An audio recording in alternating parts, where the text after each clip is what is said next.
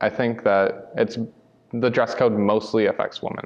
Dress codes kind of objectify women, I guess. School dress codes are making national headlines with claims of unequal treatment and sexism. But is this happening in the St. Cloud area? You can see a guy that has his boxers showing and it's not a problem. But a girl, will have her midriff showing and it is an issue.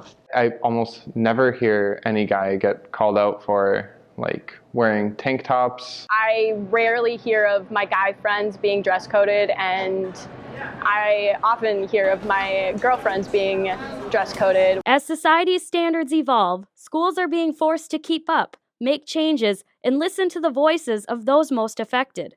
And they just really talked about it's about comfort and being able to be at school and around others comfortably without distraction or kind of that sense of uncomfortableness.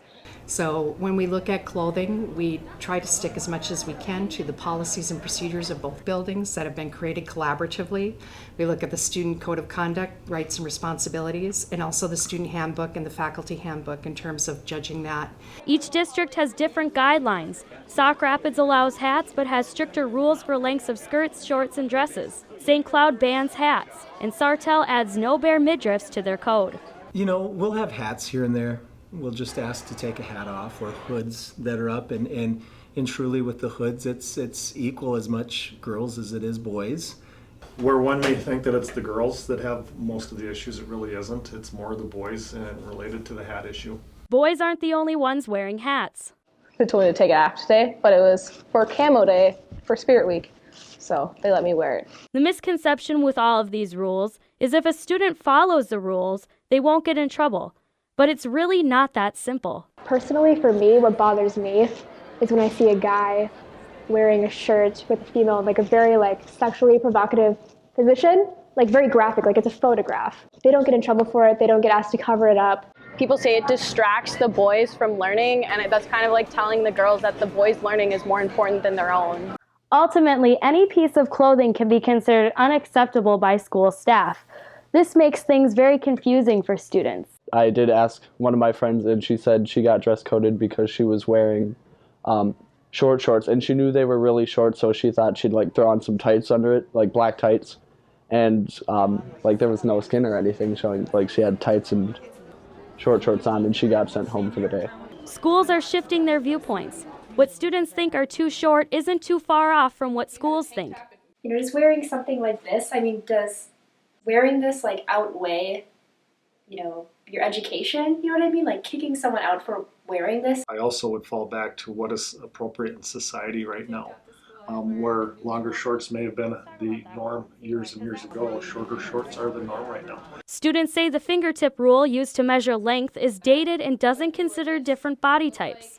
I personally just don't want my butt hanging out, and I think most girls most girls would agree with that. So I don't think it should be an arm thing, but at least probably an inch past your butt cheek, and not have your butt cheek showing half our school has. If a butt is showing, that's inappropriate. And if we don't have that showing, then typically that's going to be acceptable. So schools are starting to ease up on shorts. But what about the trend of high-waisted bottoms and crop tops? I know a lot of girls have gotten in trouble for wearing a crop top and high-waisted shorts and showing an inch or two of their stomach. I would say this is relatively much more appropriate. The off-the-shoulder might be, in some schools, not okay. Schools have many temporary fixes for inappropriate clothing. These are often quick and designed to keep students in class. It could be something so simple as turning your shirt inside out if something is very inappropriate. And if the student complies with that, we don't have a further problem. It's not reprimands so much as reminders, or just here's kind of I'm not sure that passes my inspection, and they'll work with their friends to figure something out. It just isn't an issue. We don't have kids removed from school or anything like that. Even with all the confusion, schools and students agree progress is being made. What they're really looking for is purpose, reasoning, practicality, and an explanation with respect and dignity. I think they're doing a very good job of realizing that it's not so taboo to have a little bit more revealing clothing. I think they're really catching on to that. I would say they're getting better, and I'm not really sure if it's due to people complaining about the dress codes or just because they're focusing on other things, but I don't think it's nearly as bad as it used to be. The first sentence in our mission is to create a safe and caring learning environment, and it just falls right in line with that. Chrissy Getke, WJON.